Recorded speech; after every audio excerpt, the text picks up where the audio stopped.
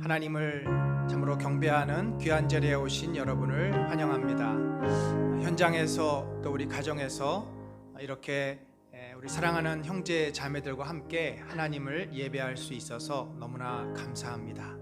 이제 우리 그 자리에서 일어나셔서 다 같이 임내송 부르면서 하나님께 예배 드리겠습니다.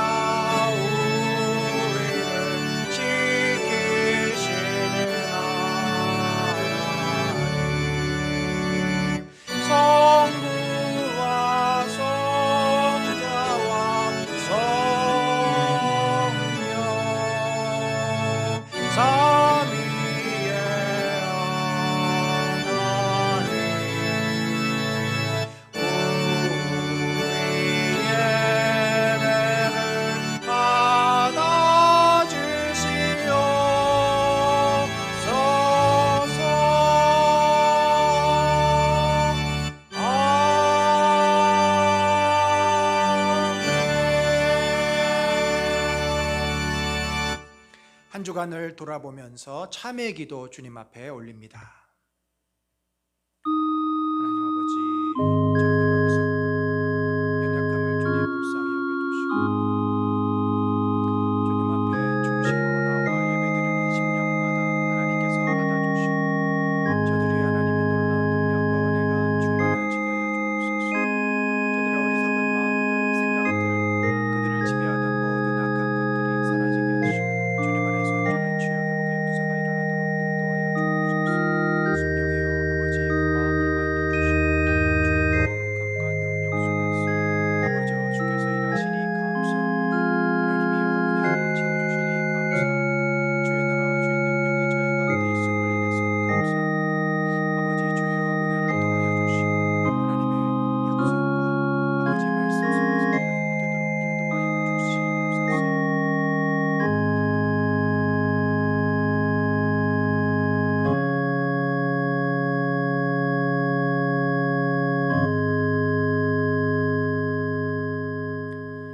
저희들의 세미한 음성과 저희들의 고통스러운 외침마저도 놓치지 않으시고 우리의 모든 것을 들으시고 아시는 만군의 여호와시여, 오늘 이렇게 저희들 주님 앞에 나와 우리의 마음을 주 앞에 드리며 우리의 고백을 올리며 예배와 경배와 찬양을 주님께 드리오니 이 자리에 주님 함께 하시고 저희의 마음과 고백을 받으셔서 홀로 영광 받아 주시옵소서. 주여, 우리가 주님 앞에 감히 서서 주님을 예배할 수 없는 죄인들이요 연약한 자들이지만 우리 주 예수 그리스도의 그 거룩하시고 온전하시고 영광스러운 사랑과 희생의 은혜를 힘입어 우리가 의롭다 하여 주신 그 놀라운 축복을 힘입어 주 앞에 섰습니다. 저희의 연약한 것을 감추시고 용서하시며 주의 크신 사랑으로 우리의 예배를 받으시고 찬양을 받으시고 기도 가운데 함께 하시며 주의 말씀과 능력을 선포하여 주시옵소서. 홀로 영광 받으시기를 간절히 바라오며 예수 그리스도의 이름으로 기도드렸습니다. 아멘. 우리 다 같이 사도신경 고백합니다. 나는 전능하신 아버지 하나님 천지의 창조주를 믿습니다. 나는 그의 유일하신 아들 우리 주 예수 그리스도를 믿습니다. 그는 성령으로 잉태되어 동정녀 마리아에게서 나시고 본디오 빌라도에게 고난을 받아 십자가에서 죽으시고 장사된 지 사흘 만에 죽은 자 가운데서 다시 살아나셨으며 하늘에 오르시어 전능하신 아버지 하나님 우편에 앉아 계시다가 거기로부터 살아있는 자와 죽은 자를 심판하러 오십니다. 나는 성령을 믿으며 거룩한 공교회와 성도의 교제와 죄를 용서받는 것과 몸의 부활과 영생을 믿습니다. 아멘. 자리에 앉겠습니다. 우리 이 시간에는 주와 함께 못 박힌 우리 자신을 고백합시다. 이제는 우리가 사는 것이 아니고 내 안에 역사하시는 성령과 주 예수 그리스도를 믿는 우리가 믿음으로 살아감을 하나님 앞에 고백하며 찬양 올리겠습니다.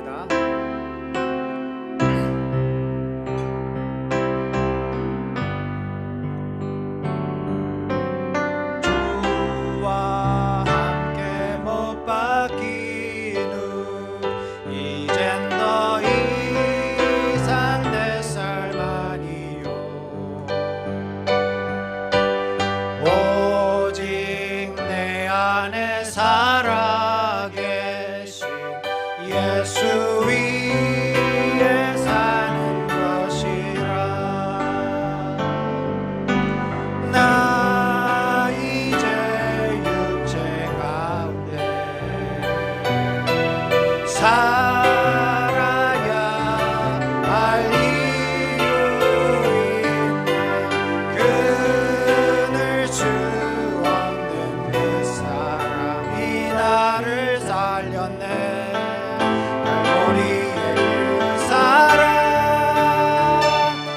내 안에 오직 예수 내 자랑 오직 예수 살아도 주를 위해 죽어도 주를 위해 주 오실 그날까지 십자가 붙들고 살리 고난의 끝에 찾아올 영광 위에 주와 함께 못 박힌 후 주와 함께 못 박힌 후 이젠 더 이상 내 삶 아니요 오직 내 안에 살아 계신 예수 위에 사는 것이라. 나 이제 육체 가운데 살아야 할 이유 있네. 끊을 수 없는 그 사랑이 나를 살렸네. 갈보리의 그 사랑 내 안에 오직 예수 내 자랑 오직 예수 살아도 주를 위해 죽어도 주를 위해 주 오실 그날까지 그 사랑 전파리라. 영광의 주품에 나 안길 때까지 내 안에 오직 예수 내 안에 오직 예수 내 자랑 오직 예수 살아도 주를 위해 죽어도 주를 위해 주 오실 그날까지 그 사랑 전파하리라. 영광의 주품에 나 안길 때까지. 우리 이 시간에 함께 기도하겠습니다. 정말 이 한국교회가 그리고 우리 은혜 나는 공동체가 예수 그리스도를 믿는 믿음 안에서 살게 하여 주옵소서. 세상의 자랑과 우리 자신의 자랑을 위해서 나를 위해서 사는 인생들이 아니라 이 한국교회가 정말 세상의 빛이 되고 소금이 되기 위해서 이번 코로나 기간 동안 온전하게 정화되고 회복되게 하시고, 특별히 우리 사랑하는 은혜 나는 공동체 성도들, 우리가 30분 매일 기도훈련, 말씀훈련을 통해서 이제는 내가 죽고 내 안에 예수 그리스도의 그 형상이, 내 안에 주님께서 우리에게 가르쳐 주셨고 깨닫게 해주셨던 그 귀한 그 능력과 은혜의 삶을 우리의 가정에서, 일터에서, 세상에서 살아내는 주님의 성도들이 되게 하여 주옵소서. 같이 기도하겠습니다. 하나님 아버지, 우리가 그렇게 믿음으로 살기를 원합니다. 이 세상에 영향을 주는 자들이 되기를 원합니다. 세상에 의해서 우리가 휘둘림 당하지 않게 하시고 세상을 바꿀 수 있는 자들이 되게 하여 주옵소서. 이 은혜나는 공동체가 하나님 이 땅에 세우시는 그 목적대로, 비전대로, 사명대로 세상을 변화시키는 교회가 되게 하여 주소서. 우리가 그 믿음으로 섰사오니 주여 우리에게 거룩한 열정을 주시고 아버지 소망을 주시고 확신을 주시고 하나님 앞에 나아가기를 기도합니다. 주여 은혜를 도와소서. 주여 역사하소서. 주의 종들에게 믿음과 능력과 은혜를 주시고 때는 아버지여 은혜 가운데 이 모든 것들을 감당하도록 하나님이 함께하여 주시고 말씀하여 주시며 능력 가운데 크신 은혜를 더하여 주시옵소서.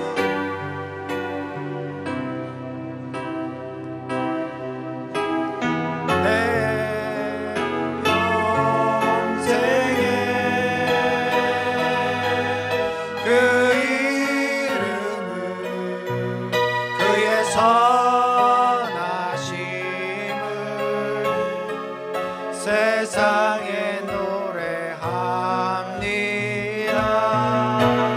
주 이름은 크신 능력 영원한 생명이 내 삶의 이유라. 예수는 내 힘이요 예수는 내 힘이요 나의 힘 내 참 소망 그 이름의 생명이 내 삶의 이유라. 오직 주만 따라갑니다. 오직 주만 높이 받으소서.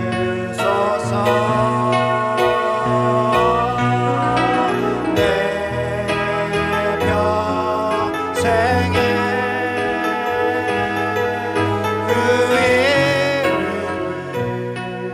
그의 선하심을 세상에 노래합니다. 그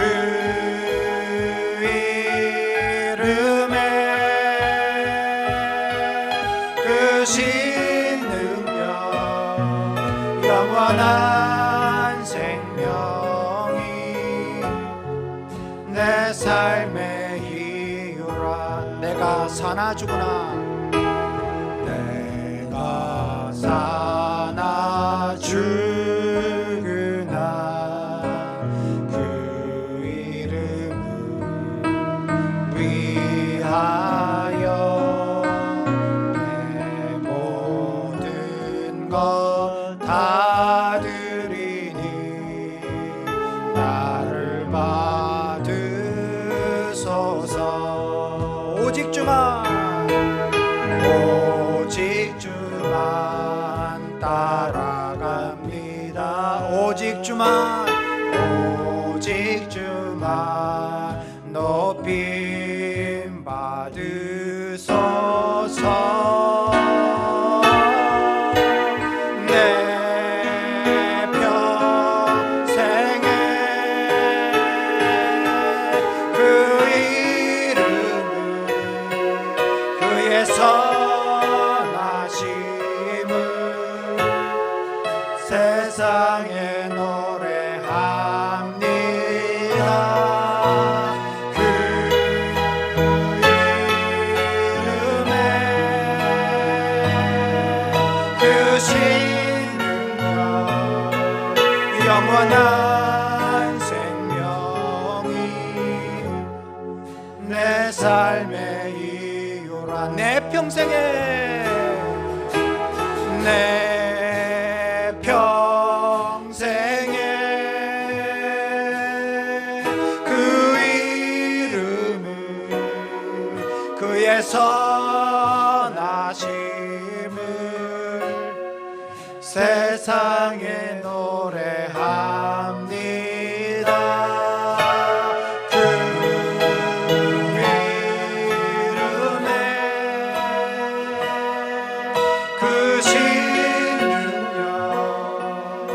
영원한 생명이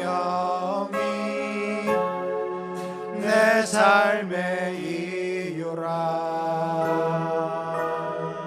여러분, 우리가 삶을 살아가는 진정한 가치와 의미가 어디에 있을까요? 우리 예수 그리스도를 믿는, 하나님을 믿는 성도들은 그분의 이름, 그분의 영광, 그분의 뜻이 이 땅에 드러나는 것이 우리 삶의 소망이요 가치여야 할 줄로 압니다. 우리 이렇게 기도합시다. 하나님, 정말 우리가 짧은 인생 삽니다. 불과 몇십 년밖에 남지 않은 나의 인생이 정말 주님의 영광을 드러내는 삶이 되게 하여 주옵소서. 주님 사랑하는 인생이 되어지게 하여 주옵소서.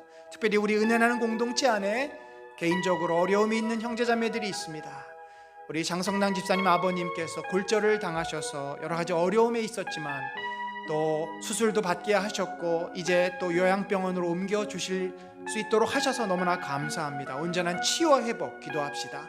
또한 우리 이해라 전도사님도 갑상선 암 진단 이후에 이제 빠른 치유와 수술과 회복을 허락하여 주옵소서. 그 밖에 우리 사랑하는 공동체 성도들을 위해서 이 시간에 같이 기도하겠습니다.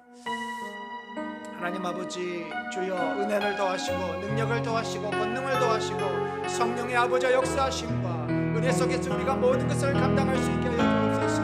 아버지여, 우리의 인생에 참된 가치와 소망이 주님 있음을 고백합니다. 세상에 헛된 곳에 있지 아니하고 아버지여 주님 안에 있음을 감사합니다. 우리가 그렇게 믿음으로 살아가게 하시고 하나님과 동행하는 진정한 삶을 살아낼 수 있도록 인도하여 주옵소서. 주여, 우리의 삶에 이 주님의 영광을 올라받으시고 하나님의 뜻이 온전히 드러나는 저희들의 삶이 되도록 인도하여 주옵소서. 아버지여, 겸손하게 고백할 때 주님 모든 것들을 감당케 하시며 하나님의 뜻이 우리 장성남 집사님 아버님 위에도 우리 예라 전도사님 위에도 또 우리 오중훈 사님과 연약한 자들 위에도 우리 공동체 위에도 놀랍게 나타나게 하시고 하나님이여 역사하여 주시며 아버지여 그 뜻과 은혜 가운데 이 모든 것들을 감당케 하여 주옵소서. 성령이여 저희들의 연약함을 받으시는 주님을 찬양합니다. 아버지여, 우리 가운데 역사하시며 믿음으로 일어선 주님의 자녀들을 붙잡아주시고 저들의 간구와 기도 속에 역사하여 주시며 하나님의 은혜로 모든 것들을 감당하도록 주여 붙잡아 주시옵소서.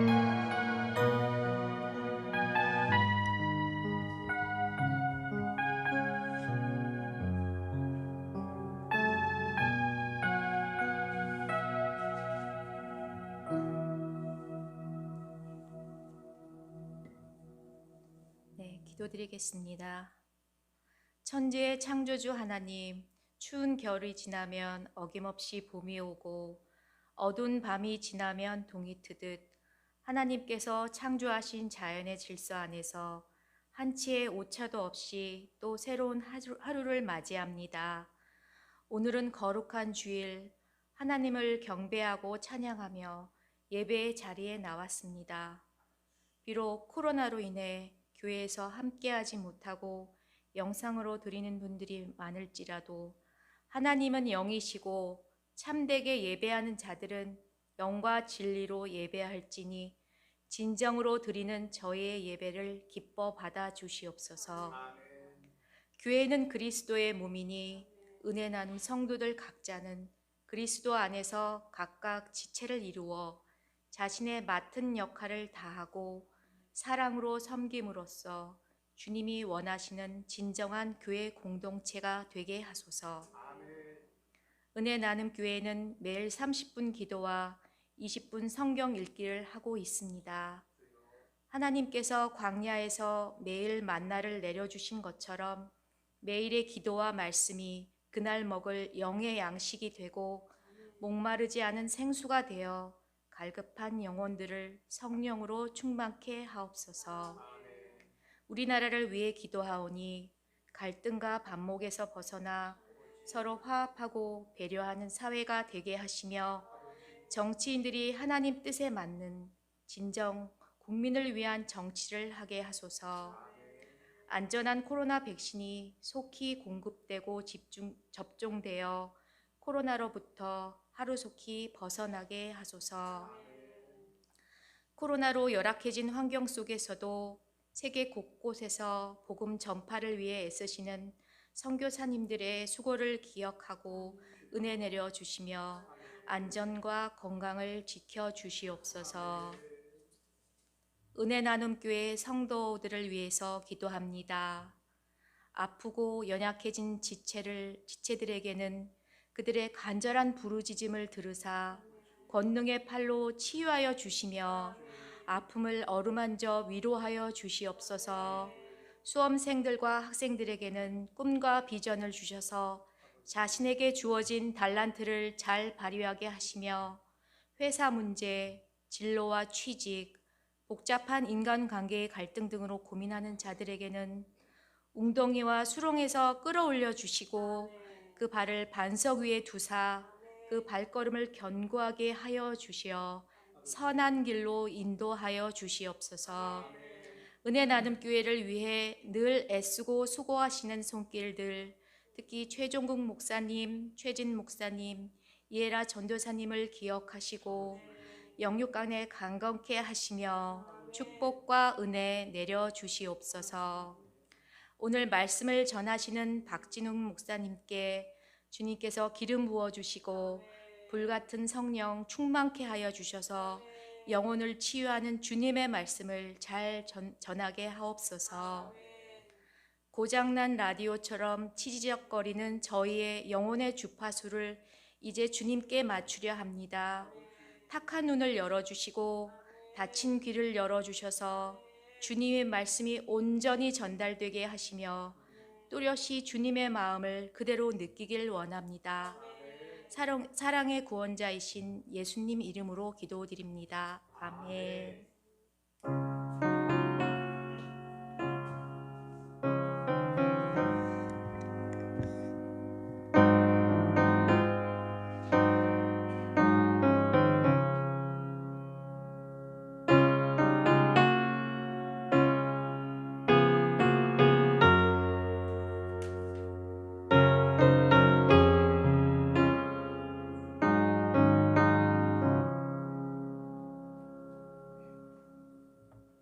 자, 이제 우리 그 자리에서 일어나셔서 헌금 봉헌하겠습니다.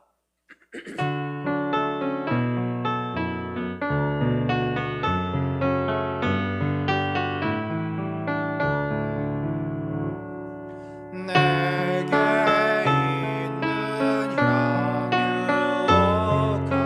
주께 가져와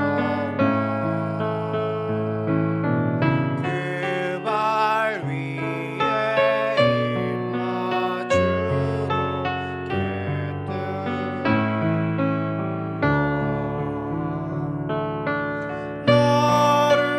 위해 험한 산길 오르신 예수 걸음마다 크신 사랑 새겨놓았네.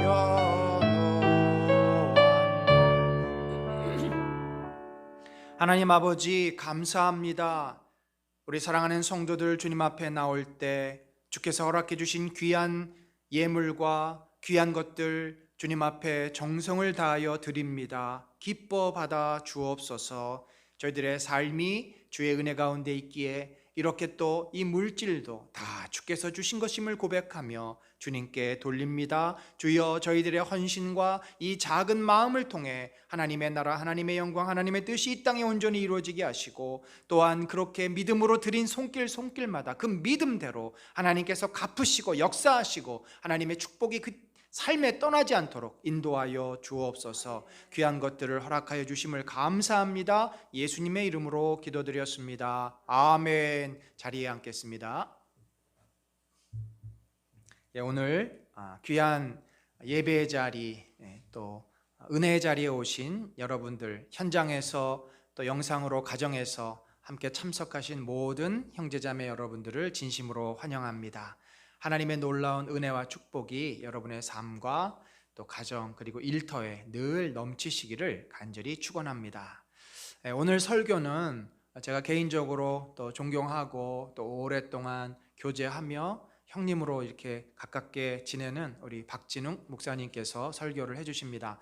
이미 저희 교회에서는 한 1년에 한 번 정도는 이렇게 오셔서 작년에도 한번 설교를 해주셨고요. 오늘도 또 귀한 말씀으로 저희들에게 은혜를 주시겠고 설교하신 후에 축도까지 목사님께서 그렇게 마무리를 해주시겠습니다.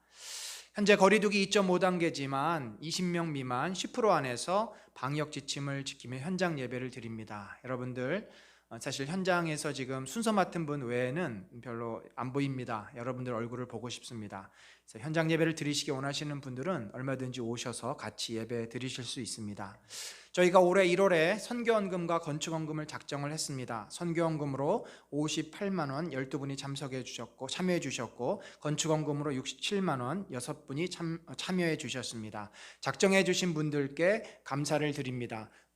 한 가지 부탁드리고 싶은 것은 저희가 올해 7분의 선교사님과 2분의 기관을 섬겨서 최소한 85만 원이 매월 이렇게 정기적으로 지출이 됩니다. 아직은 그 최소한 금액에 모자르는 상황입니다. 여러분께서 우리가 물론 코로나로 인해서 여러 가지로 어렵고 힘들지만 우리가 힘들지라도 또 나누고 섬기고 선교하고 구제하는 일에는 더욱 힘을 쓰는 교회가 되기를 소망합니다. 많은 분들 참여해 주시기를 바랍니다. 이번 주 금요 기도회는 구정 연휴로 저희가 모이지 않겠습니다. 참고해 주시기를 바랍니다. 우리끼리 한번 인사하겠습니다. 좌우 돌아보시면서 또 가정에서 예배드리는 분들도 서로 인사하겠습니다. 반갑습니다. 환영합니다. 잘 오셨습니다.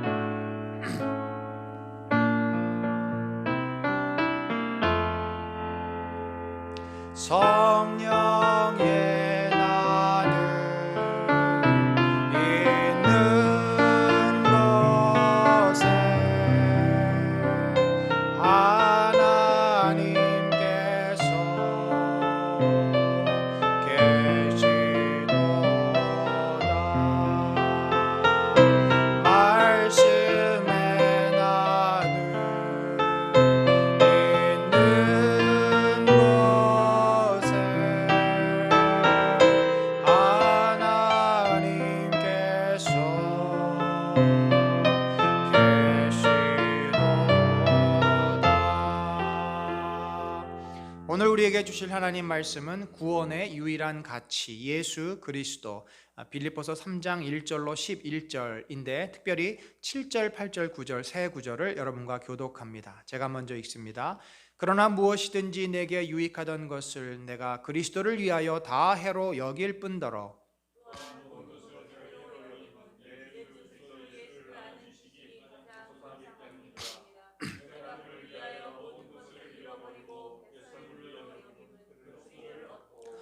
그 안에서 같이 읽습니다. 그 안에서 발견되려 함이니 내가 가진 의는 율법에서 난 것이 아니요 오직 그리스도를 믿음으로 말미암은 것이니 곧 믿음으로 하나님께로부터 난 의라. 아멘.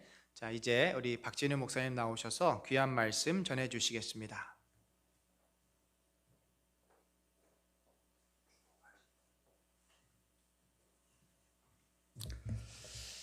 네, 반갑습니다. 오늘 함께 나눌 말씀이 빌립보서 말씀인데요. 제가 이 빌립보서 말씀을 묵상하면서 하나님이 우리에게 주신 이 복음의 삶이 굉장히 복되고 축복하고 축복스럽고 풍성한 것인데 우리 안에 있는 인간이 가지고 있는 그 종교적인 성향, 종교성 때문에 오히려 복음을 우리가 더 축소시키든지 왜곡시키든지 하는 그런 모습으로 살면서 우리의 삶이 복음 때문에 피폐해지지 않나 이런 생각을 좀 하게 되면서 정말 이 말씀을 좀 다시 묵상하게 되고 이 말씀으로 하나님이 주시는 복음의 삶의 복, 풍성함을 좀 나누고 싶습니다. 제가 특별히 읽었던 그 3장 8절 말씀에 보면 이 말씀을 가지고 계속적으로 제가 들었던 설교들 중에 제가 좀 동의할 수가 없는 그런 어떤 방향으로 계속 말씀하시고 그래서 우리의 삶을 굉장히 종교적인 것과 세상적인 것 이런 것들을 계속 나누면서 삶을 이렇게 몰아가는 그런 이야기들을 많이 듣다 보니까 진짜 이것이 하나님이 원하시는 삶인가에 대한 질문을 제가 하게 됐고 거기에 대해서 다시 묵상하면서 이 본문이 말하고 있는 것은 좀 이런 의미가 있구나 하는 것을 좀 정리하면서 여러분과 좀 나누고 싶습니다. 여러분, 인간이 가지고 있는 이 종교적인 본성이 있는데요. 이 인간이 가지고 있는 종교적인 본성은 두 가지로 말할 수가 있는데, 하나는 행위 구원이에요. 사람들이 자기의 어떤 행위나 자기의 노력이나 자기의 공로나 자기의 의로 말미암아 구원을 이루어 보려고 하는 그런 생각을 갖습니다. 그것이 보통 이제 모든 인간이 가지고 있는 본성 안에 있는 거죠. 행위로서, 자기의 의로서 자기 구원을 확증하고 이루어 보고 그것을 유지하려고 하는 그런 특성이 있습니다. 그런가 하면 인간의 본성적인 어떤 또 한 측면에 있어서 하나님의 형상으로 창조된 인간이기 때문에 인간 안에는 영적인 어떤 가치와 어떤 이 육적인 가치, 이렇게 좀 또 생각하는 이런 이분법적인 이원론적인 사고가 형성되어 있기 때문에 모든 상황을 영적인 것과 육적인 것으로 나누는, 거룩한 것과 속된 것으로 나누는 그런 어떤 생각 때문에 왜곡된 경건의 삶이 있어요. 경건이란 것을 굉장히 종교화시키는 그런 일들로 가게 되고, 그러면서 어떤 사람은 금욕적으로 가든지 어떤 사람은 아예 방종으로 가든지 하는 이런 이원론적인 사상으로 살아가는 그런 본성이 있는 걸 우리가 좀 볼 수가 있습니다. 기독교 역사 2000년 여러 가지로 정의할 수 있겠습니다만은, 제 생각에는 바로 이런 인간의 종교성을 좀 바로 잡아가지고 복음의 진리에 따라서 세상 안에서 좀 균형 있게 살고, 하나님이 복음을 주셨으면 그 복음의 풍성함을 누리며 사는 이 삶을 하나님께서 우리에게 주셨는데, 우리 안에 있는 왜곡된 종교성 때문에 오히려 하나님이 원치 아니하는 이상한 종교적인 금욕과 아니면 방탕으로 가는, 아니면 자기 어떤 의의를 내세워서 구원을 이루려고 하는, 하나님의 은혜를 싸그리 무시하는 이런 어떤 모습에 대해서 계속적으로 복음과 충돌하는 이 싸움이 2000년 역사가 아닌가, 이렇게 좀 생각을 하게 됩니다. 제가 경험하고 또 제가 만난 사람들 중에 하나님의 은혜로 구원을 얻는다, 이것을 잘 이해하지도 못할 뿐 아니라 마음으로 싫어하는 사람을 제가 많이 만났습니다. 그것은 무슨 말이냐면, 왜 우리가 아무 일도 안 했는데 그냥 선물로 그걸 받아야 돼? 공짜로 얻어야 돼? 구원을 내가 좀 이루기 위해서 노력해야 되지 않을까? 이런 어떤 생각이 훨씬 많이 있는 걸 발견하면서, 성경이 말하고 있는 오직 은혜야, 너희들로 말미암아가 아니라 오직 하나님의 선물로 말미암아 구원을 받는 거야 하는 이 은혜에 대해서 사람들이 쉽게 동의하지 않고 받아들이지 않는 것을 좀 발견하게 됩니다. 그래서 사탄은 계속 우리를 부추기는 거죠. 그 사람의 마음을 부추겨서 이렇게 하나님의 은혜를 얻기 위해서 더 노력하도록 부추기고, 사람을 자극하는 이런 일들로 종교화시키는 것으로 몰아가는 일들을 사탄이 하고 있지 않나 생각합니다. 여러분, 이런 사탄의 여러 가지 속임이 복음을 말하고 있는 교회 안에서도 상당히 많이 있다는 사실이 굉장히 비극이기도 하고 또 아픔이기도 한다고 생각합니다.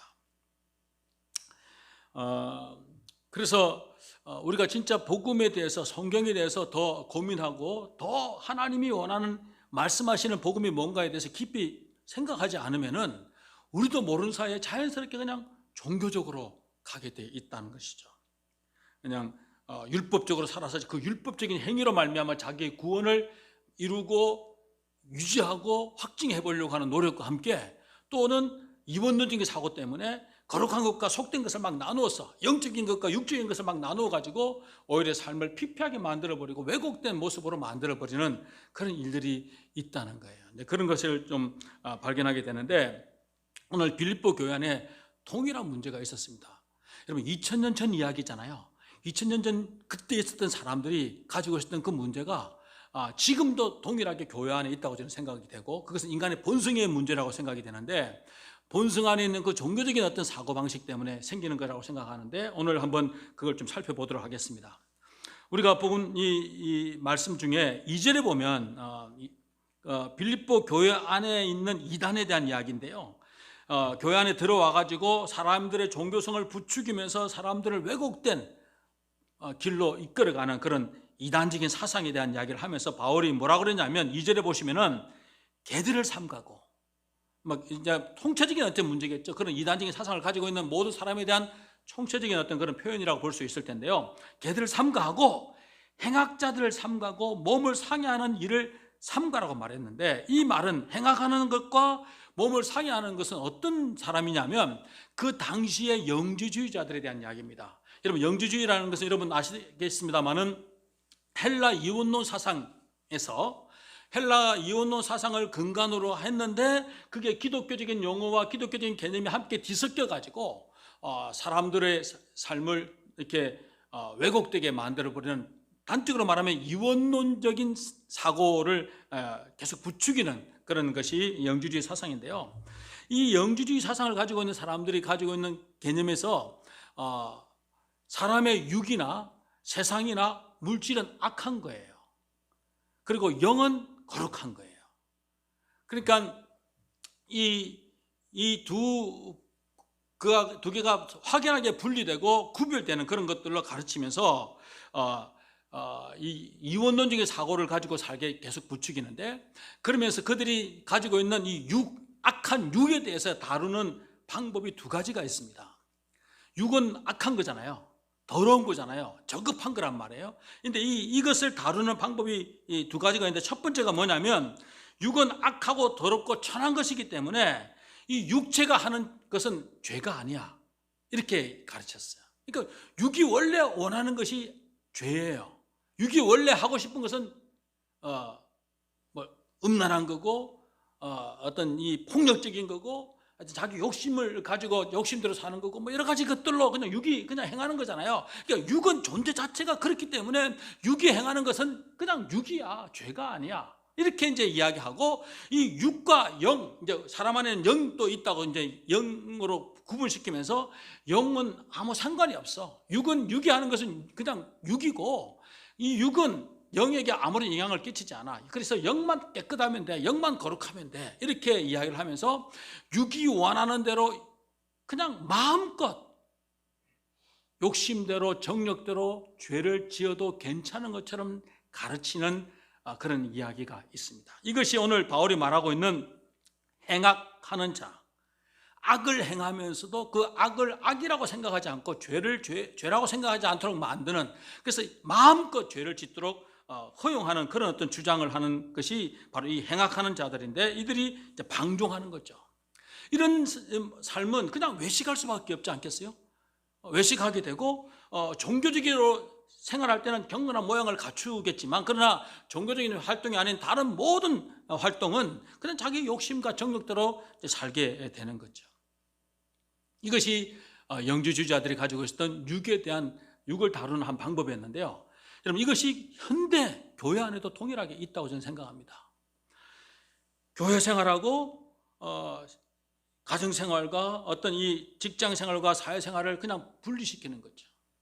근데 교회 생활만 깨끗하게 하면 되고 교회 생활은 거룩하게 하면 되는데, 나머지는 그냥 세상이니까, 육이니까 그냥 이대로 살면 돼, 이러면서 그냥 마음껏 그냥 거기서는 그 모양으로 그렇게 이제 살게 만드는 이런 일들을 하는 거죠. 그러니까 자연스럽게 가면 무도회를 할 수밖에 없어요. 여러 가면을 만들어 가지고 이게 직장에서는 이 가면, 친구 만날 때는 이 가면, 뭐 하여튼 어디 가면 이 가면, 하여튼 여러 가면을 만들어서 그냥 그 가면대로 마음껏 생활하고, 교회 와서는 또 거룩한 가면을 쓰면서 그냥 괜찮은 거, 이거 전혀 분리시키면서 이렇게 서로 상관하지 않는 것처럼 이렇게 생각하는 그런 삶을 살게 되는 거잖아요.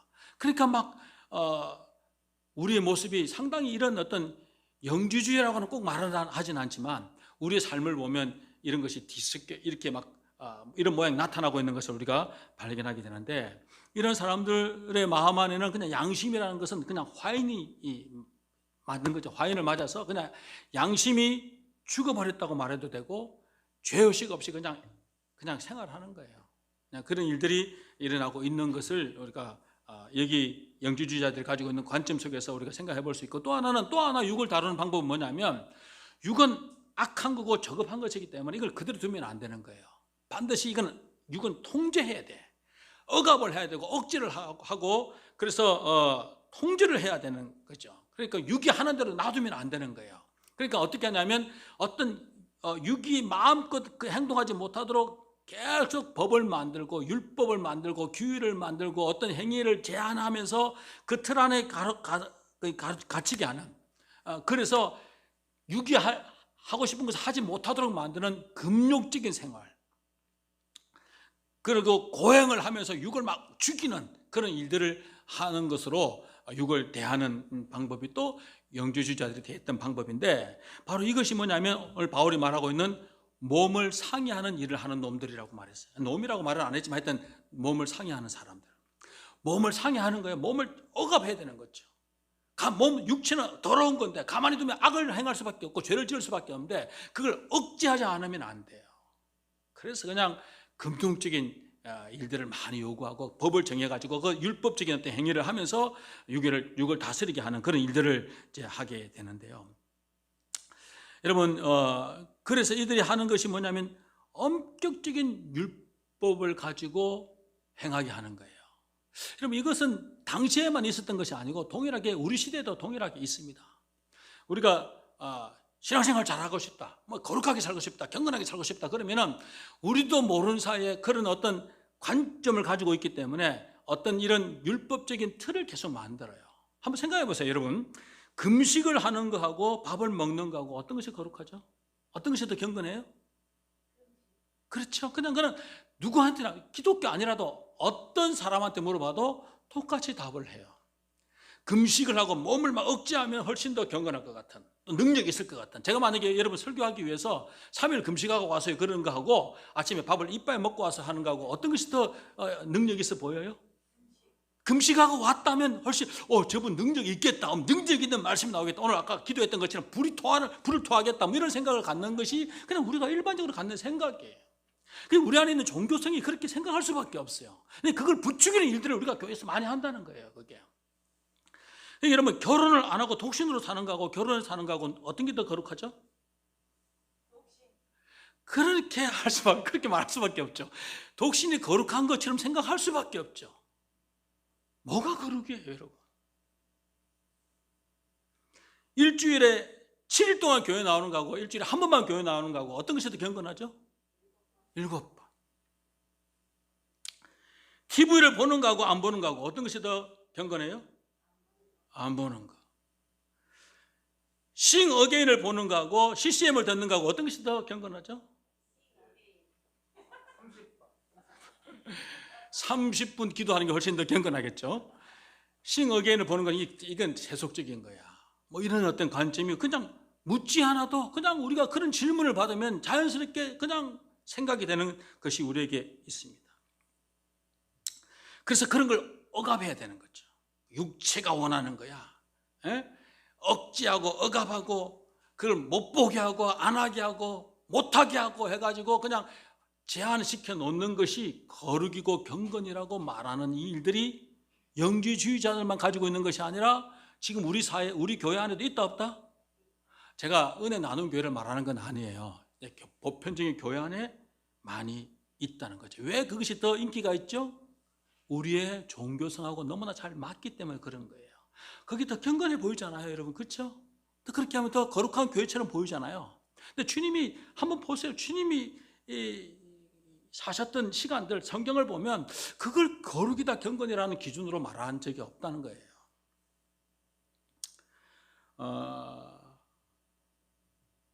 또 하나 지금 바울이 말하고 있는 게 뭐냐면 이런 영지주의자들이 가지고 있는 이런 이원론적인 사고방식, 이런 것들과 함께 또 하나가 뭐냐면 바로 율법주의, 행위구원을 이야기하는 율법주의인데 그건 할레파예요. 할레파. 거기 이제 그 다음에 나오는 이야기인데 3절부터 나오는 이야기인데요. 여러분, 할레파라는 것은 뭐냐면 유대교를 믿다가 기독교로 개종한 사람들이 만들어놓은 새로운 어떤 이단 사상이에요. 유대교는 율법으로 말미암아 하나님의 백성이 되는 것처럼 이야기를 많이 했어요. 그러니까 그들은 중요해요. 유대인으로 태어나는 것. 그래서 많은 사람들을 이방인들 혹 하나님을 믿고 싶으면 유대인으로 귀화를 시키잖아요. 유대인이 되어야 되는 어떤 것이 중요한 사람들이고 그들은 모세의 율법과 할례와 절기 이런 지키는 것이 너무 중요해요. 구원에 있어서 중요할 뿐 아니라 구원을 확증하는 데 있어서도 증명하는 데 있어서도 중요했던 사람이에요.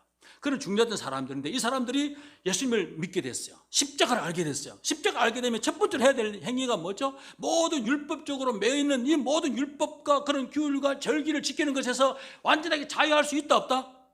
자유하는 것이 복음이잖아요. 십자가잖아요. 그렇게 해서 왔는데 예수님을 믿었는데 죄사함 받고 하나님 자녀가 됐는데도 불구하고 여전히 예수님만 믿어서 되는 것은 아니야. 예수님 믿는 것 플러스 뭐 해야 된다? 저것도 모세가 말한 율법은 지켜야 되고 할례는 받아야 되고 절기는 지켜야 돼. 이렇게 말하는 것으로 말미암아 십자가가 온전한데, 그것이 완전한데, 그게 완벽하게 죄사함 받고 그것으로 충분한데, 그게 아니라 어떤 율법적인 행위가 더 추가돼야 되는 것처럼 말하면서 우리의 복음을 왜곡시키고 가치 없는 것으로 만들어버리는 짓을 하는 게 할례파예요. 소위 율법주의 구원관이죠. 율법주의 구원관. 여러분, 우리는 율법주의라고 말하지는 않습니다. 예수 믿으려면 교회도 나와야 되고 예수님도 믿어야 되고 이렇게 해야 구원받는다 이렇게 말하지는 않아요. 우리는 그렇게 말하지는 않죠. 예? 구원받으려면 예수님도 믿지만 성경도 읽어야 돼 이런 거 안 읽으면 구원 못 받아 이렇게 말하지는 않아요. 말하지는 않는데 우리가 하나님을 믿고 하나님 앞에 하나님 자녀로 살아가는 삶에 있어서 그 구원을 증명하는 이 내용을 자꾸만 율법적인 행위로 그 구원을 증명하려고 한다는 거예요. 그런 일들이 우리에게 있잖아요. 그렇죠? 너 구원받은 사람이냐 하면 첫 번째 생각하는 게 뭐예요? 남자 같은 경우는 요즘 여자도 마찬가지지만 술, 담배 끊었어? 이렇게 나오는 거잖아요. 그렇죠? 술, 담배 못 끊으면 천국 간다 못 간다? 대답하기 곤란한 사람은 복음을 잘 모르는 사람이라고 생각해요. 그런 것 같은 거예요. 우리가 첫 번째 딱 던지는 질문이 그거잖아요. 너 전체 구원받았어? 예수님만 믿으면 충분한데 예수님으로 말미암아 충분히 완전히 죄사함 받고 하나님 자녀가 되고 새 생명이 되고 거듭나서 하나님의 영광을 누릴 수 있는 그런 자리에 이미 들어간 사람인데도 불구하고 그것만 가서도 안 돼. 너 담배를 끊어야 돼. 술도 끊어야 돼. 성경 적어도 너 하루에 3장은 봐야 돼. 하루에 30분씩 기도해야 돼. 여러분 그런 거잖아요. 그거 아니면 아니야 이렇게 만약에 말한다면 그것이 우리의 구원을 증명하는 어떤 그런 증거라면 그건 율법주의라고 생각해요. 우리에겐 두려움이 있겠죠. 특별히 교회 지도자들에겐 두려움이 있겠죠. 안 그래도 안 하는데, 안 그래도 성경 안 읽는데, 안 그래도 기도 안 하는데, 안 그래도 교회 예배 안 나오고 코로나 때문에 그냥 지금 이 정도 상황이면 나와서 예배 드려야 되는데 다 무서워서 못 나오는 상황에서 그냥 괜찮다고 말해야 될 것 같은 구원에 상관없다고 말해야 되는 것에 대해서 뭔가 두려움이 있는 거죠. 그러니까 저는 그건 우리가 고민할 문제가 아니라고 생각해요. 우리의 행위와 우리의 율법적인 어떤 규칙과 규율과 규례를 따라서 구원을 증명하고 구원을 확증하려고 할 필요가 없다고 저는 생각합니다.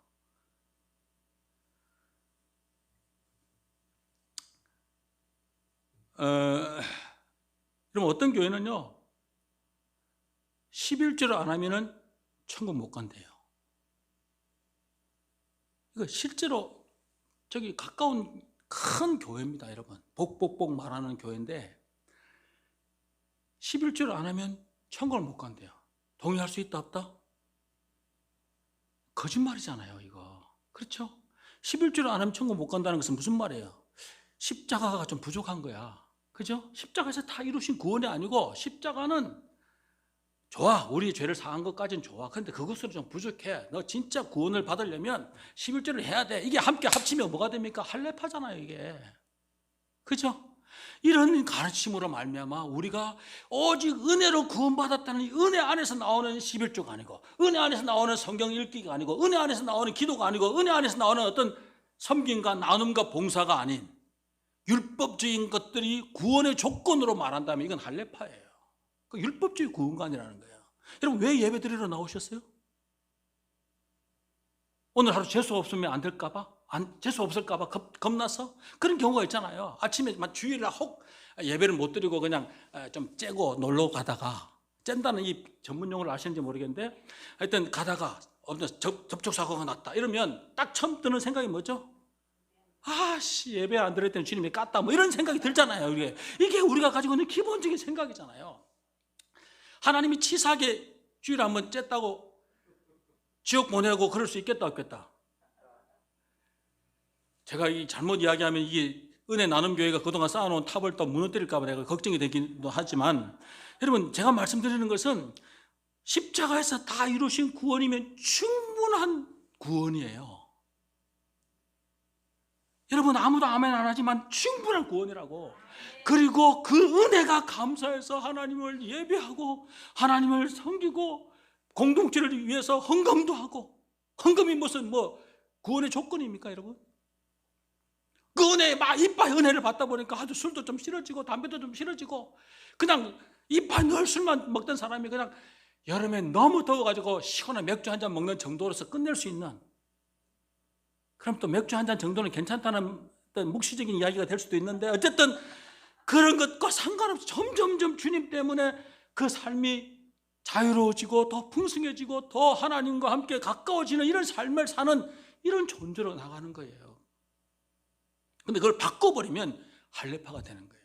저는 개인적으로 안타까운 건 교회 안에 이런 할례파 같은 이야기들이 너무 많다는 것이 저는 개인적으로 좀 안타까움이 있습니다.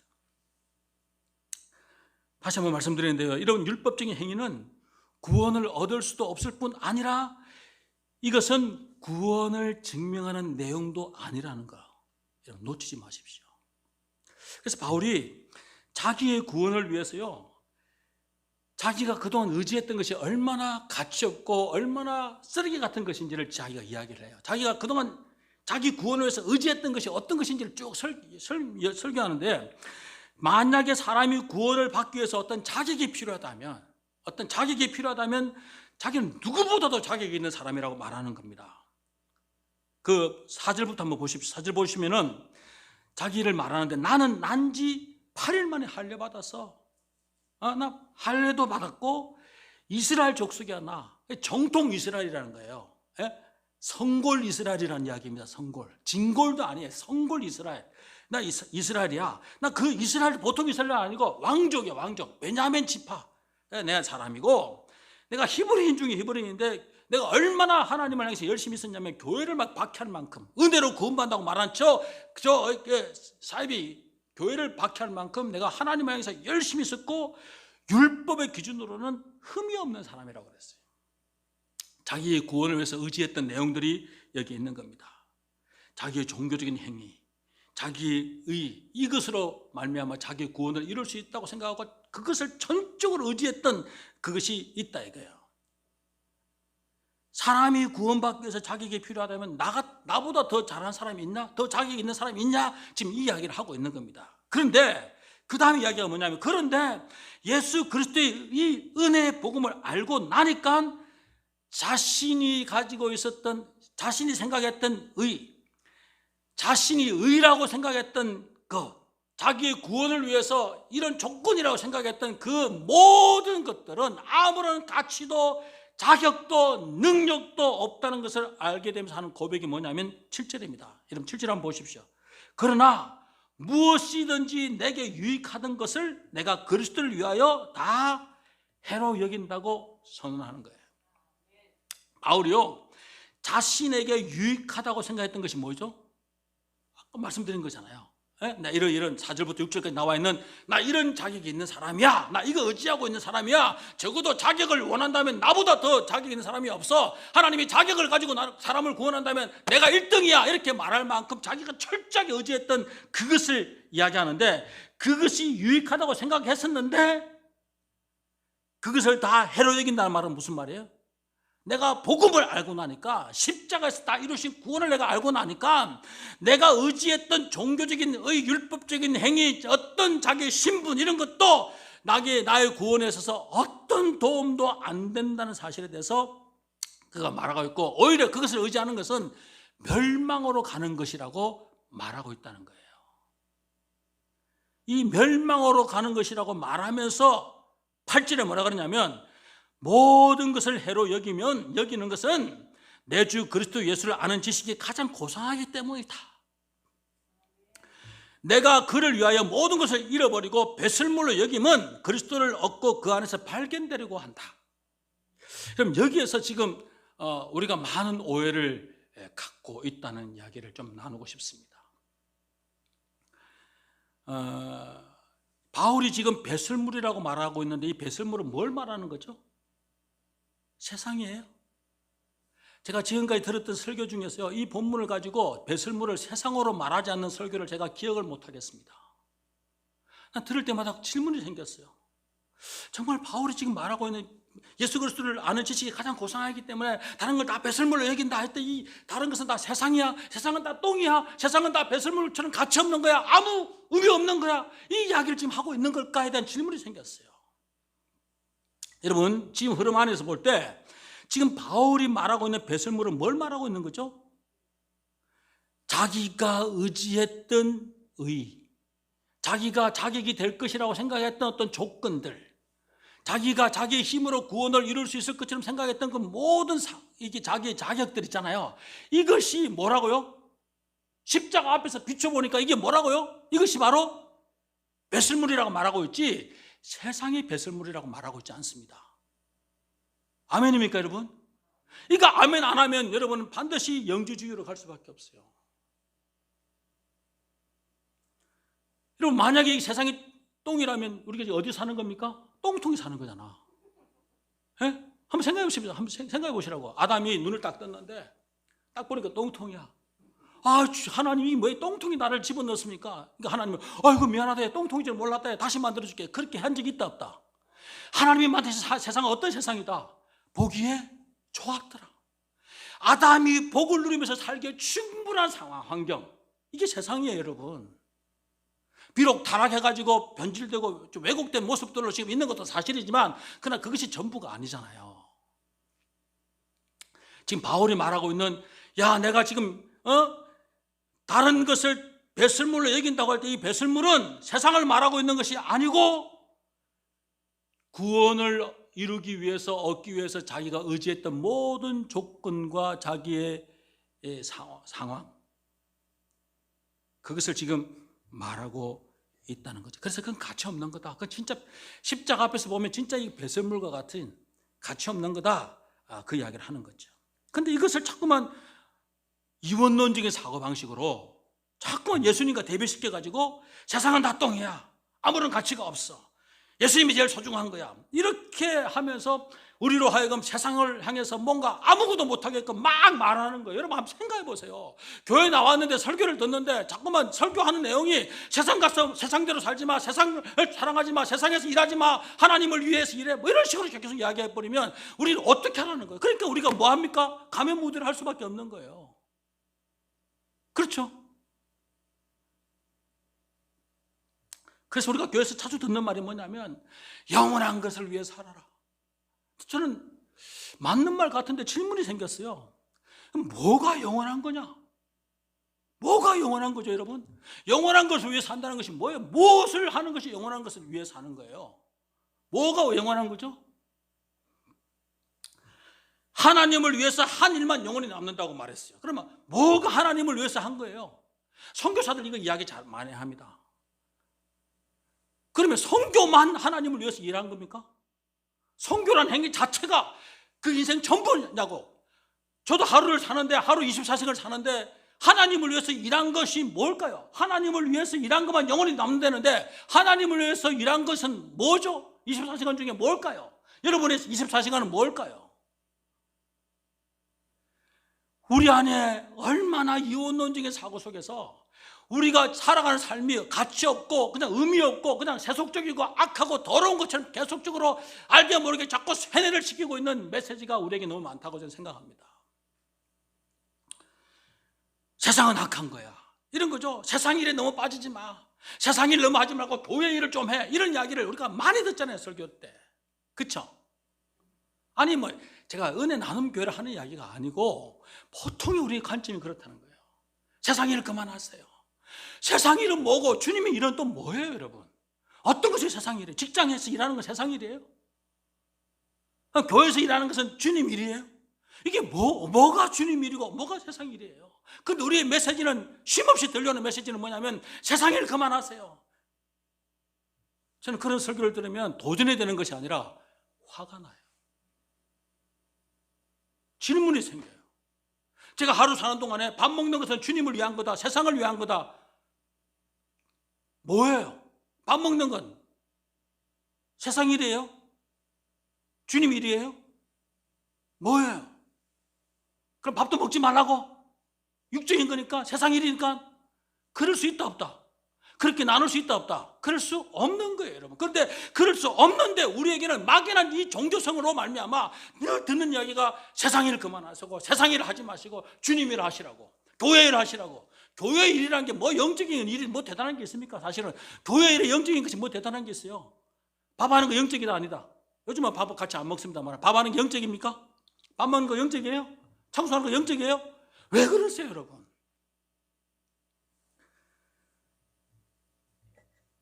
들으면 다 맞는 것 같은데 이 생각은 저는 이원론에서 나온 생각이라고 저는 말하고 싶습니다. 다시 한번 기억할 것은, 바울이 지금 배설물이라고 말하는 것은요, 세상에 대한 이야기가 아니에요. 그런데 이 이야기를 복음을 말하면서, 복음이라고 말하면서, 예수 그리스도의 십자가를 말하면서 결국은 어디로 가냐면, 이런 어떤 이원론적인 사상에 사로잡혀 살도록 계속 우리를 혼란스럽게 만들면서 성도들의 삶을 피폐하게 만들어버리는, 가식적으로 만들어버리는 그런 메시지들을 우리가 너무 많이 듣지 않나 좀 생각해 보는 겁니다. 여러분, 육체를 괴롭히면은 영적으로도 신령할 것 같고, 세상을 멀리하면은 하나님과 더 가까워질 것 같은 그런 생각에 일상의 삶을 풍성하게 누리기보다는 오히려 피폐한 삶, 내지는 계속 가면을 쓰면서 변신하는 삶을 사는 이런 모습이 있다면, 그 진짜 하나님이 원하시는 삶이라고 말할 수 있다 없다? 저는 그럴 수 없다고 생각합니다. 종교적인 것만 가치 있고 다른 것들은 다 악하고 다 세상적이고 가치 없는 것이라는 말을 우리가 너무 많이 듣고 있지 않냐는 거예요. 그런가 하면요, 방금 이 이야기는 마찬가지예요. 예수 그리스도를 아는 지식이 가장 고상해서 다른 거 다 배설물이야 이렇게 말하면서, 예수님은 알면 된다 이거죠. 예수님은 알면 되기 때문에 일반 학교도 갈 필요가 없고 그냥 오직 성경 공부하고 오직 그냥 경건 훈련하고 이런 것만 해서 막 이렇게 살게 만들면서 어디로 사람을 몰고 가냐면 반지성주의로 몰고 가요. 공부할 필요가 없어, 알 필요 없어, 세상 거 알 필요가 없어, 오직 하나님만 알면 돼, 주님만 알면 돼, 성경만 알면 돼. 성경을 바로 알면은 그렇게 갈 수가 없죠. 그렇지 않을까요? 성경을 진짜 바르게 알면 그걸 그렇게 분리시켜서 말할 수 있을까요? 여러분의 표정으로 봐서는 내가 어떤 의미인지 잘 모르겠습니다만 저는 그 말에 동의할 수가 없습니다.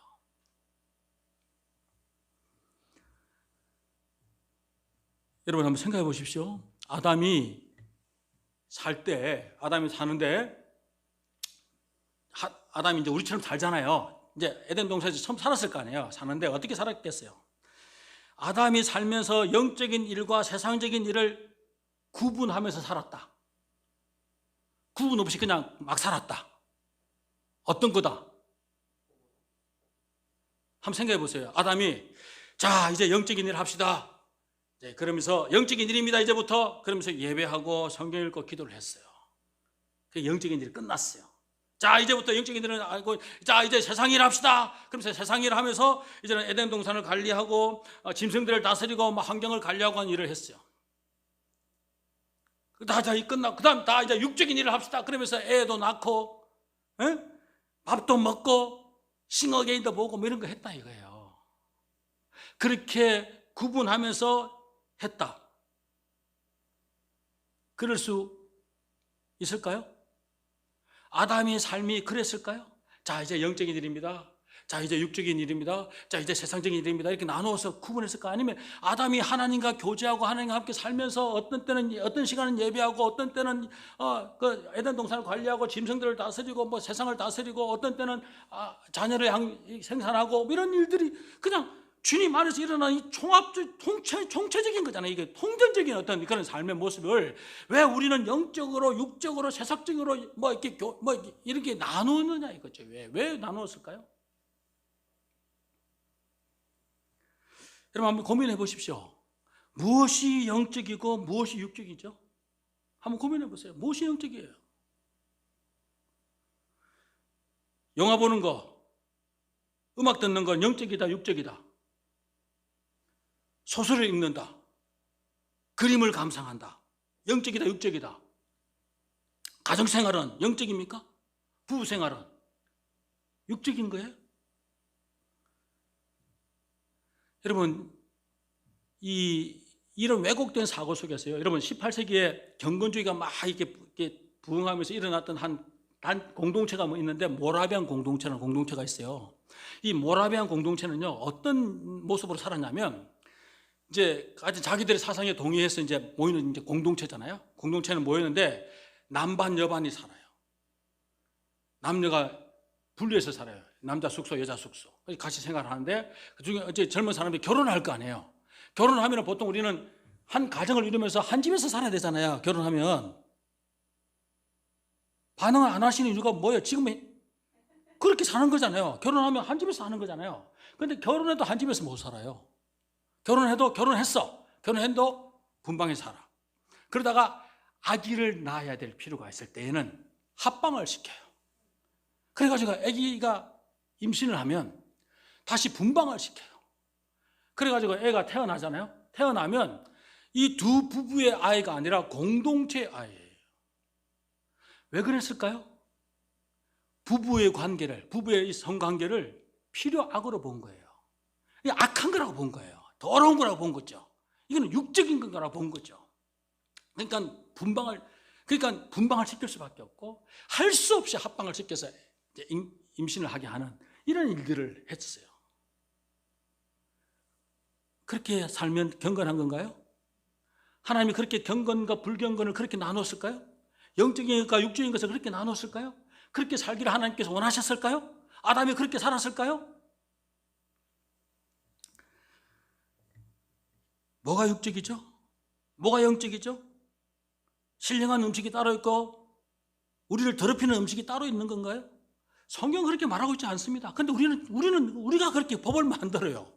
우리는 그렇게 법을 만들죠.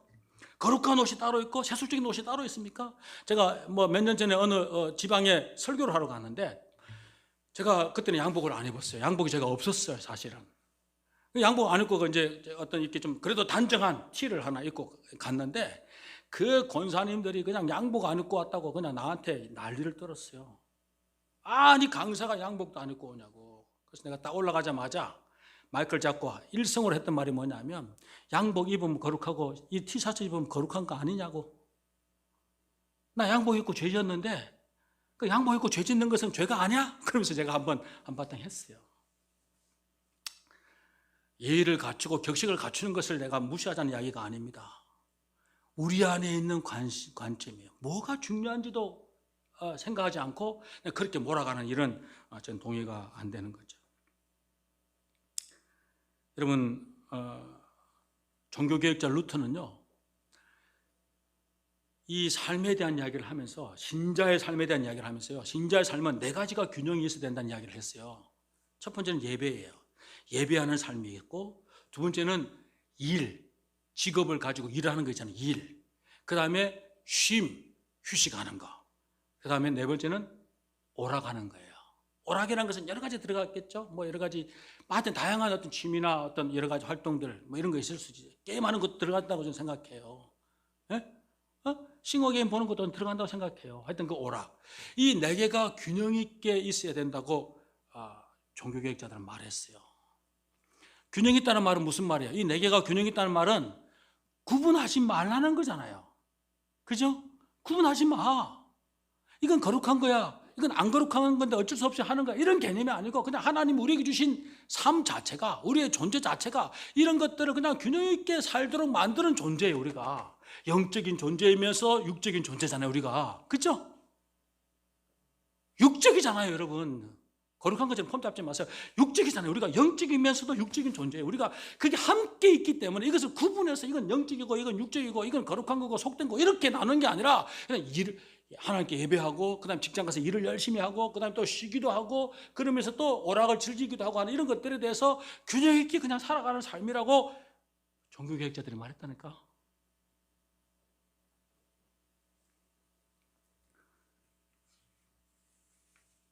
그러니까 여러분, 하루를 사는 동안에 제 생각에는 영적인 것과 육적인 일을 나누면서 살 필요가 있겠다 없겠다? 그럴 필요가 없습니다. 주님과의 관계 안에서 이 삶, 이 시간, 이 모양, 저 일, 저 관계 이렇게 이루어가는 거죠. 가면 무대하는 게 아니라고. 그죠? 그게 신자의 삶이라고요. 그런데 어떤 사람은요, 영적인 일을 우선해야 된다고 막 말을 하면서 무엇보다도 교회가 우선해라 이거야. 가정보다 교회가 우선, 자식보다 교회가 우선, 그냥 사업보다, 직장보다, 모든 것보다 교회가 우선이라고 말하면서 교회만 냅다 외치는 그런 외침을 제가 많이 들었습니다. 맞다 틀리다? 동의할 수 있다 없다? 동의할 수가 없습니다. 여러분, 교회를 우선으로 하다가 교회 일이 우선이라고 하도 난리를 떠니까 교회 일을 우선적으로 하다가 직장에서 잘리면 하나님이 먹이 살린다 아니면 굶어 죽는다? 굶어 죽는 겁니다, 여러분. 자녀들을 일반 학교에 안 보내고 경건의 훈련만 시키면은 세상에 들어갈 수 있다 없다? 세상에서 머리가 될 수 있다 없다? 아까 제가 말씀드렸잖아요. 세상에 들어갈 수도 없는 거예요. 여러분, 우리는 신자로서 예수 그리스도 안에서 하나님의 교회로 부름을 받았어요. 교회라는 무형의 공동체잖아요. 그리고 유형의 공동체가 지금 은혜 나눔이잖아요. 교회로 부름을 받았어요. 그리고 하나님 자녀로 살아가는데, 그 하나님의 자녀로 살아가는 우리가 보냄받은 장소가 어디냐면 가정이고, 하나님의 자녀로서 부름받고 난 뒤에 우리를 보내신 곳이 어디냐면 가정이고 직장이고 사회예요. 그러니까 여러분, 우리의 삶의 중심은요, 제가 생각한 교회가 중심이 아니고 가정이 중심이고 그냥 나에게 주신 일이 중심이고 그냥 어떤 삶 자체가 중심이라고 생각해요.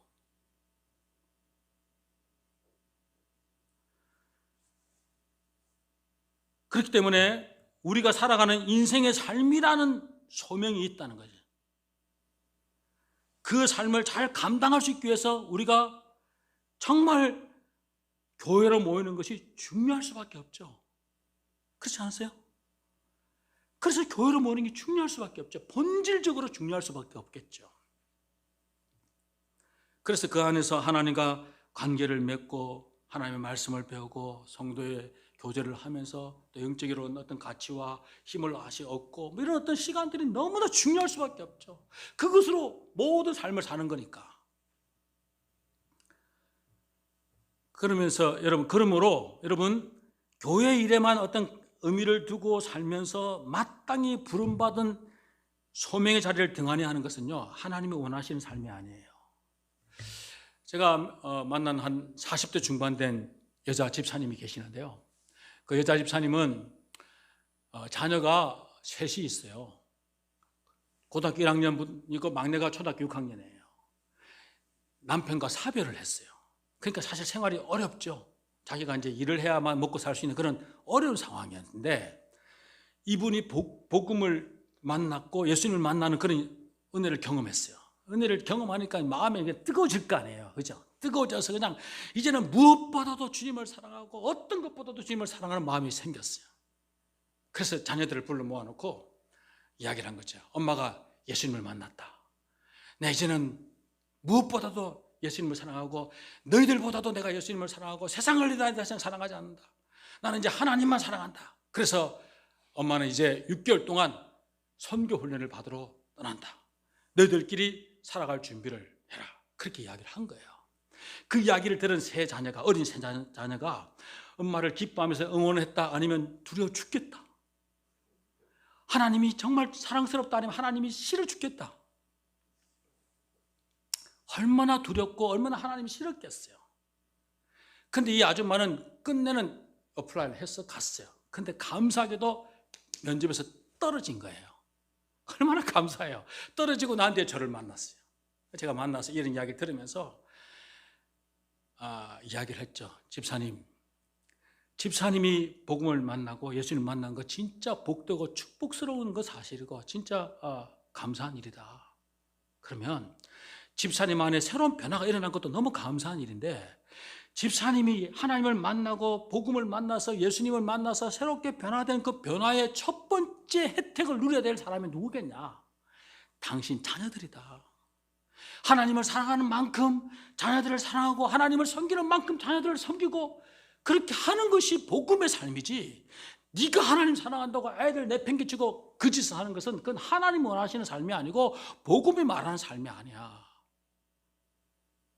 그래서 막 어떤 훈련을 받는다고 그런 길을 내가 훈련을 못 받게 하고 돌아가라 그랬어요. 그때 어떤 상황이냐면요, 집에 쌀이 없어가지고 막 전전긍긍할 때인데도 믿음으로 산다 그러면서 그냥 훈련받고 그 짓을 하기에 제가 쌀 20kg 쌀 하나 이렇게 갖다 주고 나한테 했던 이야기예요. 이제 일하세요.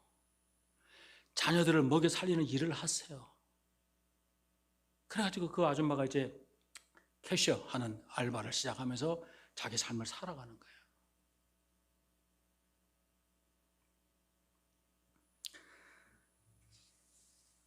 여러분, 자신이 부름받은 자리가 어딘지를 알지 못하고 이원론적인 사고방식에 빠져서 영적인 것과 육적인 것으로 임의로 나누면서 가치를 비교하는 것은 하나님께서 원하시는 삶이 아닙니다. 여러분이 다니는 직장이 있고 다양한 직업들이 있을 건데요, 하나님께서 우리에게 주신 이 직장, 직업이라는 것은 단순히 먹고 살기 위해서 어쩔 수 없이 그냥 해야 되는 일이 아니에요. 직장 일을 하면서 돈을 버는 것은 교회를 섬기기 위해서, 하나님을 섬기기 위해서 하는 거라고 막 말하는 말을 제가 들은 적이 있습니다. 맞다 틀리다? 내가 직장 다니면서 돈을 버는 것은 하나님을 섬기기 위해서 내가 직장 다니는 거야. 그럴까요? 하나님이 그것 때문에 직장 보냈을까요? 야, 교회를 섬겨야 되는데 야 진짜 돈이 없다, 야 너 직장 가서 돈 좀 벌어와라, 앵벌이 시키려고 직장을 우리를 보냈을까요? 그럴 수가 없어요, 여러분.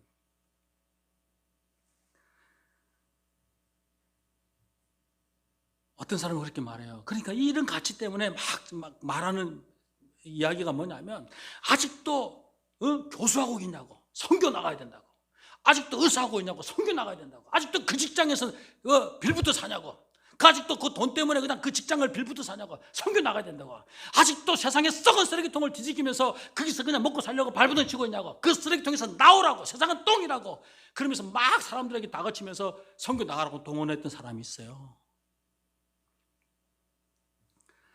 여러분, 이런 말을 들으면 찔리죠? 만약에 그런 말을 듣고 그 현장에 있다면 얼마나 찔리겠어요? 그리고 얼마나 주눅 들겠어요? 뭔가 잘못 살고 있다는 어떤 그런 이상한 왜곡된 생각에 사로잡힐 거라고 저는 생각이 되는데요, 여러분, 하나님께서 우리에게 직장을 주시고 월급으로 생활하게 하는 것은 세상에 썩은 쓰레기통을 뒤지며 사는 것이 아닙니다. 아멘이에요, 여러분? 아니에요. 하나님께서 그 직업을 통해서 수입을 얻게 하고 그 돈으로 생활하게 하는 것은 우리 하나님의 방법일 뿐 아니라 우리의 삶을 풍성하고 풍요롭게 하는 그 일로 하나님께서 우리에게 주신 거예요. 여러분, 그렇잖아요. 내가 온 것은 너희들을 하여금 생명을 얻게 하고 더 풍성하게 한다는 것은, 생명의 풍성함이라는 것이 뭘까요? 하나님과의 관계 속에서 누리는 어떤 풍성함과 함께 우리의 삶에 대한 어떤 풍성함이 있을 거라고 생각해요. 그 풍성함이 그냥 가만히 눈 감고 기도만 하고 믿기만 하면 하늘에서 돈이 떨어지는 것이 아니라 그 일을 통해서, 직업을 통해서 하나님이 그것을 공급하시는 것이기 때문에 그 일 자체는 굉장히 복된 거고 하나님이 정하신 방법이라는 거죠. 세상에 썩은 쓰레기통을 뒤지는 것이 아니에요, 여러분.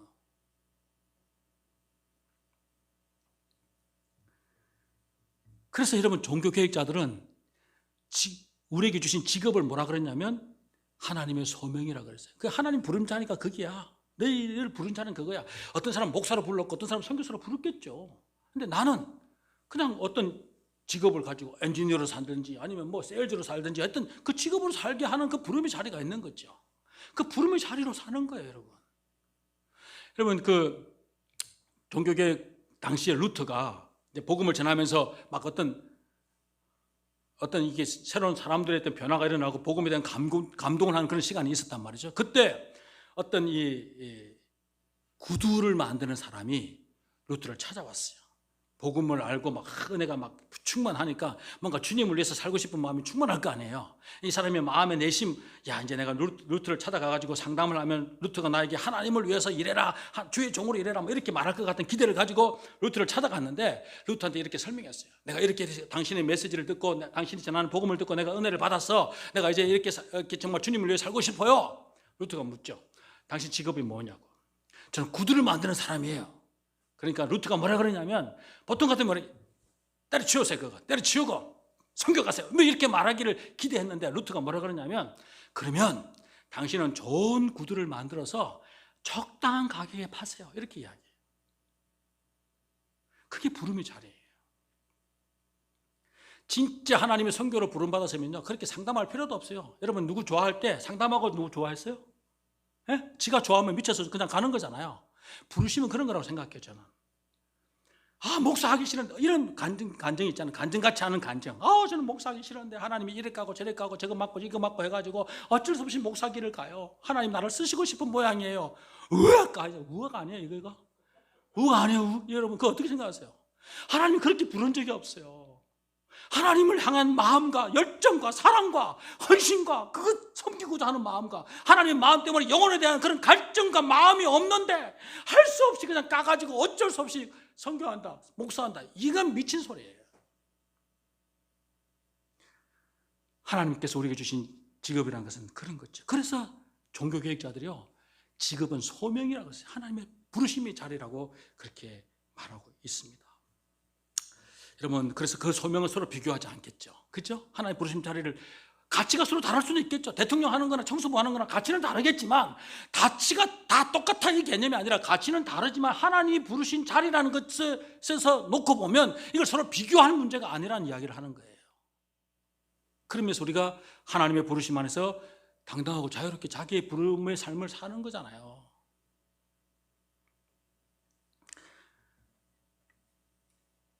여러분